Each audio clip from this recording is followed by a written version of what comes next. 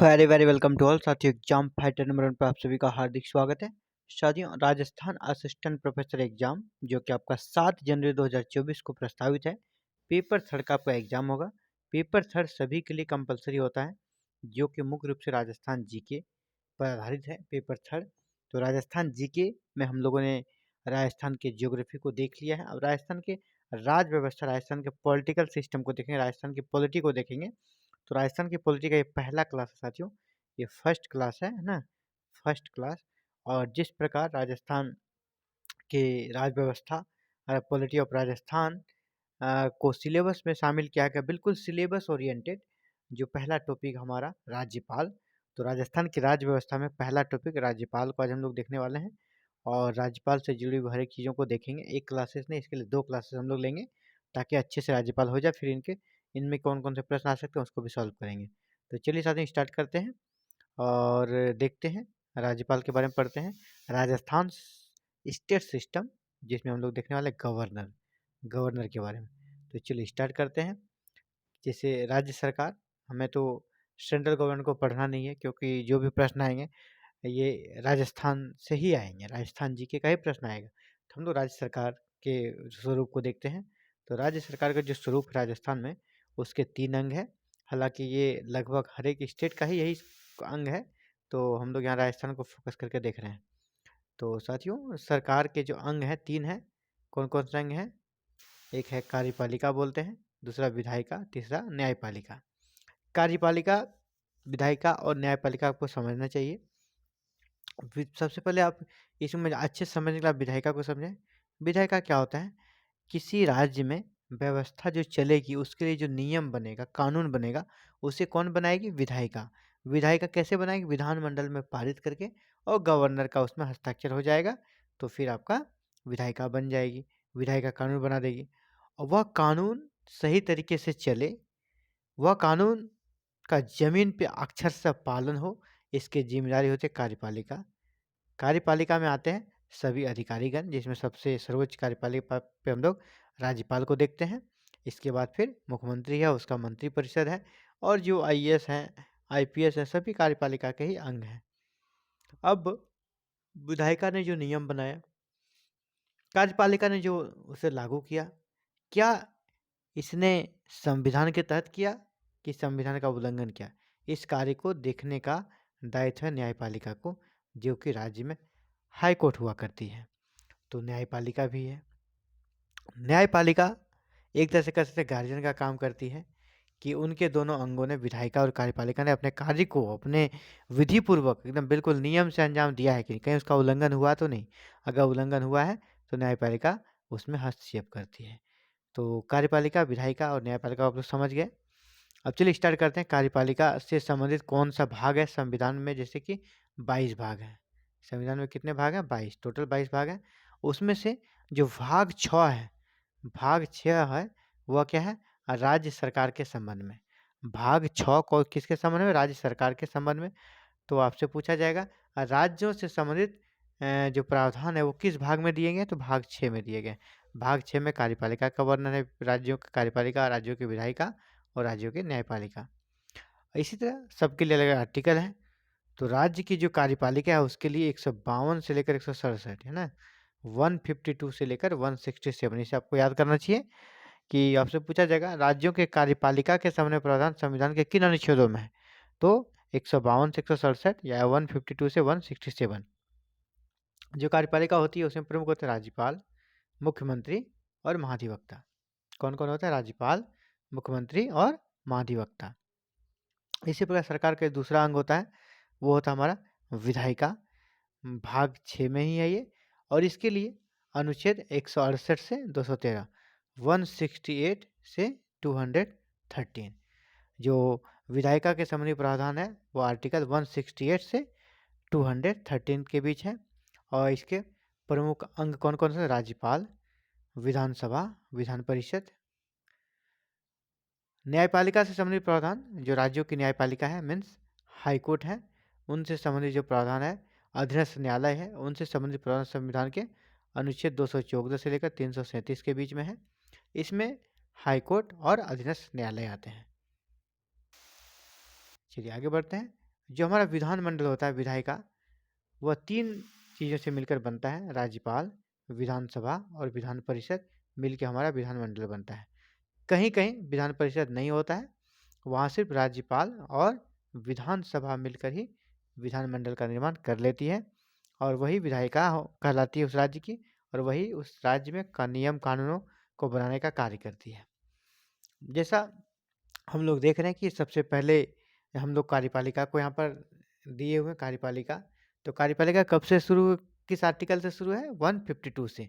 तो हम लोग अब एक-एक आर्टिकल को देखेंगे ना, 152 में क्या है, 153 में क्या है, इस तरह हम लोग आगे बढ़ते चलेंगे। तो आर्टिकल जो अनुच्छेद इसको कहते हैं, अनुच्छेद 152 आर्टिकल 152, इसमें क्या है? राज्य शब्द को परिभाषित किया गया है ना, राज्य क्या है, इसको परिभाषित किया गया है। ये क्योंकि भाग 6 में राज्यों से संबंधित प्रावधान है, सबसे पहला काम है कि राज्य क्या है, किसे राज्य कहेंगे, इसको पूरा डिटेल में समझाया गया है। किस आर्टिकल में? आर्टिकल 152 में। आपसे पूछा जाएगा राज्यों की परिभाषा संविधान के किस अनुच्छेद में मिलती है, तो वह 152 152 में। इसी प्रकार आर्टिकल 153 क्या कहता है, 153 क्या क्या कहता है, इसको भी आपको जानना है कि प्रत्येक राज्य का एक राज्यपाल होगा, यानी राज्यपाल के संबंध में प्रावधान संविधान के किस अनुच्छेद में है, तो 153 में। आपसे पूछा जाएगा प्रत्येक राज्य में एक राज्यपाल होगा, यानी राज्यपाल के संबंध में प्रावधान संविधान के किस अनुच्छेद या आर्टिकल में है, तो वो हमारा 153 में है। चलिए आगे बढ़ते हैं। एक फैक्ट है यहाँ पे आपको जानना चाहिए, संविधान का जो 7वां संशोधन हुआ था, संविधान में संशोधन हो सकता है ऐसा नियम है, ऐसा नहीं कि हमारे देश में जो 26 जनवरी 1950 को संविधान लागू हुआ इसके बाद जस का तस बना हुआ, नहीं, उसमें संशोधन अमेंडमेंट होते रहता है। आर्टिकल 360 के तहत यहाँ पर कह सकते हैं कि 368 के तहत, आर्टिकल 368 के तहत हमारे संविधान में संशोधन का भी प्रावधान है। और संविधान में जो 7वां संशोधन हुआ था, संविधान में 7वां संशोधन कब हुआ था? 1956 में। इसके तहत यह प्रावधान किया गया, एक व्यक्ति 2 या 2 से अधिक राज्यों का राज्यपाल हो सकता है। इसलिए आप देखते होंगे, मान लीजिए कि कोई राजस्थान का राज्यपाल है, कभी-कभी अगर पड़ोसी राज्य, मान लें गुजरात के राज्यपाल की मृत्यु हो जाती है, गुजरात के राज्यपाल को हटा दिया जाता है, उसमें अतिरिक्त प्रभार भी उसे दे दिया जाता है, गुजरात के भी राज्यपाल वही रहेंगे या मध्य प्रदेश के भी राज्यपाल यही रहेंगे। तो ऐसा कैसे हुआ? संविधान का 7वां संशोधन 1956 के तहत संविधान में संशोधन करके प्रावधान कर दिया गया कि एक व्यक्ति जो है 2 या 2 से अधिक राज्यों का भी राज्यपाल हो सकता है। आपसे ये पूछा जाएगा कि 7वां संविधान संशोधन कब किया गया? 1956 में। 7वां संविधान संशोधन का संबंध किससे है? तो आपको ये आंसर में ऑप्शन मिलेगा कि राज्यों के राज्यपाल के संबंध में है। आपसे ये पूछा जा सकता है, एक व्यक्ति 2 या 2 से अधिक राज्यों का राज्यपाल हो सकता है, यह संविधान का कौन सा संशोधन कहता है? 1956 में जो बना है 7वां संविधान संशोधन कहता है। अगला है, राजस्थान के राज्यपाल को 1 नवंबर 1956 से पहले राज प्रमुख बोला जाता है।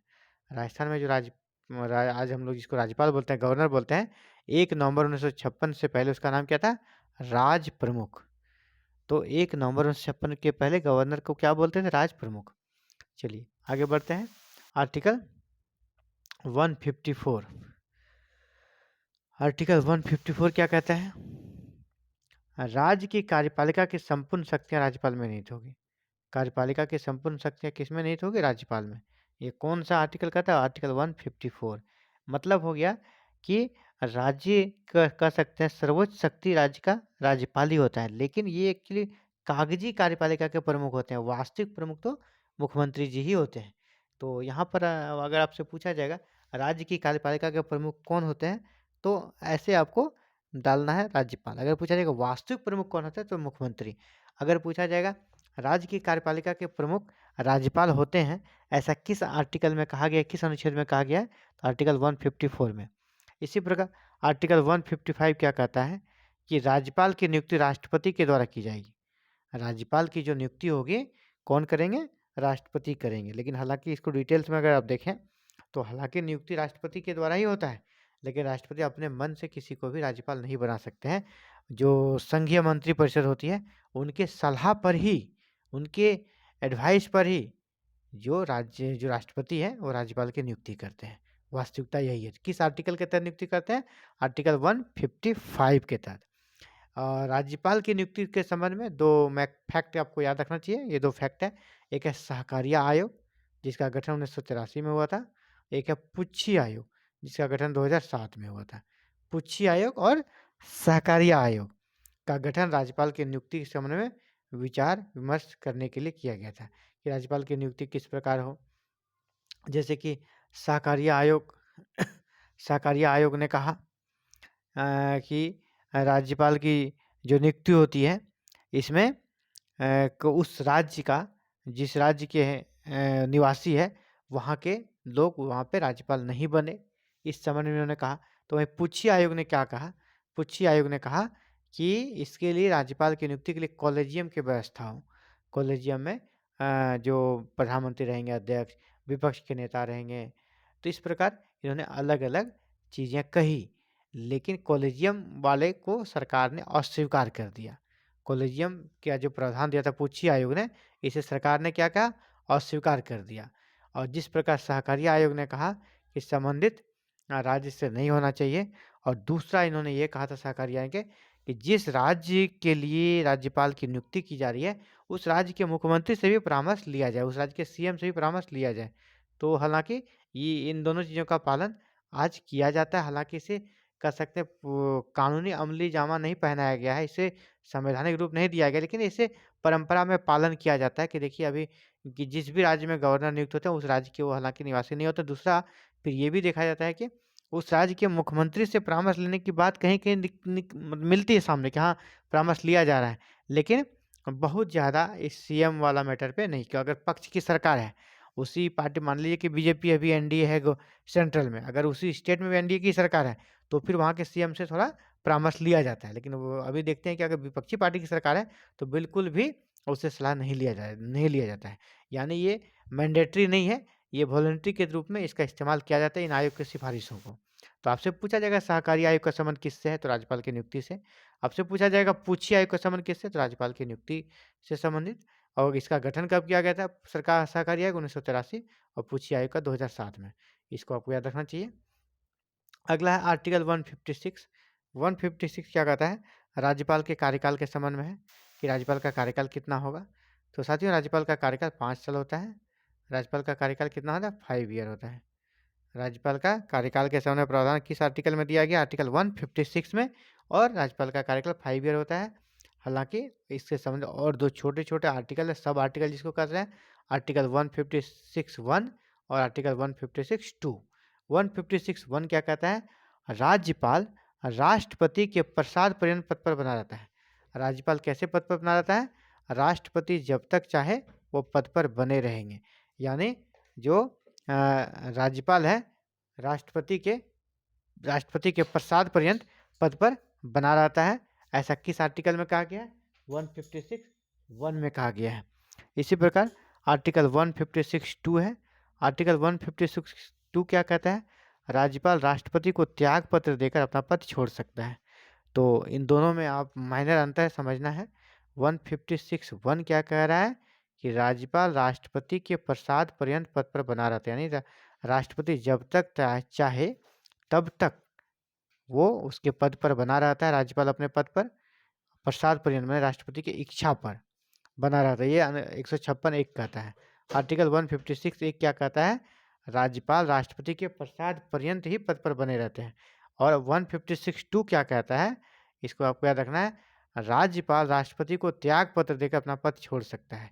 यानी राष्ट्रपति को त्याग पत्र देकर वह राज्यपाल पदमुक्त हो सकता है। ऐसा किस आर्टिकल में कहा गया है, तो 156(2) में। यानी राज्यपाल के त्याग पत्र से संबंधित प्रावधान किसमें है, 156(2) में।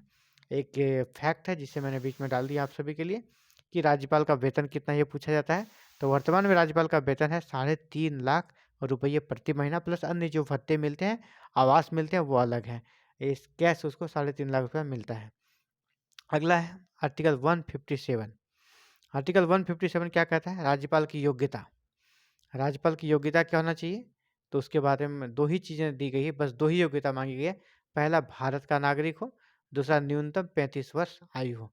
बाद बाकी इसके एजुकेशन से संबंधित या कुछ भी टर्म एंड कंडीशन नहीं दिया गया, सिर्फ 2 ही योग्यता है, भारत का नागरिक हो, दूसरा उम्र 35 वर्ष की आयु पूरी कर चुका हो। आर्टिकल 157 का संबंध किससे हो गया, राज्यपाल की योग्यता संबंधी प्रावधान आर्टिकल 157 में है। चलिए आगे बढ़ते हैं साथियों। ये है आर्टिकल 158, आर्टिकल 158 क्या है? आर्टिकल 158 राज्यपाल पद की शर्तें हैं, है ना? राज्यपाल कौन बनेगा इसके लिए कुछ कंडीशन जोड़े गए, कुछ शर्तें रखी गई है।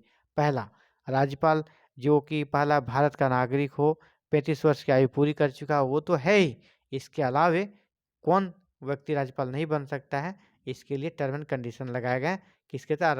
आर्टिकल 158 158 के तहत संसद या विधानमंडल का सदस्य न हो, या संसद या विधानमंडल का सदस्य नहीं हो।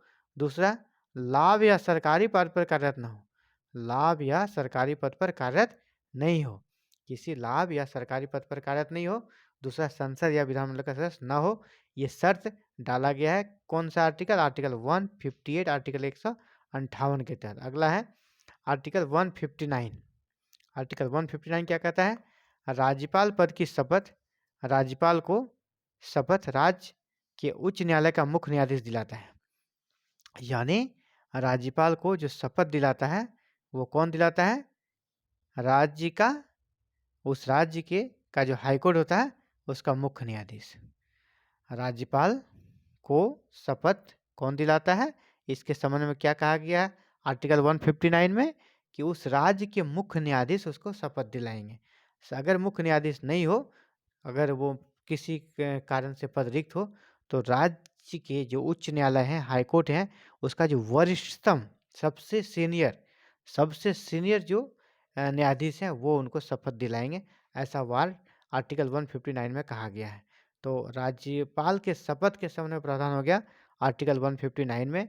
राज्यपाल पद के लिए क्या शर्तें होगी, ऐसा 158 में है। तो इन सब चीज़ों को आपको याद रखना है।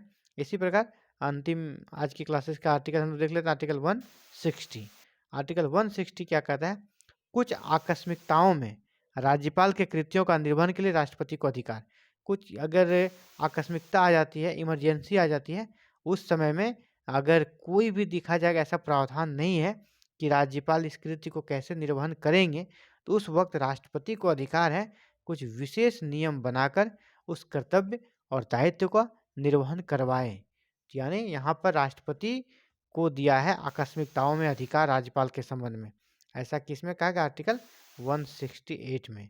आपसे पूछा जाए आकस्मिकताओं में राज्यपाल की कृत्यों का निर्वहन के लिए राष्ट्रपति को विशेषाधिकार किस आर्टिकल के तहत दिया गया है? तो आर्टिकल 160 के तहत।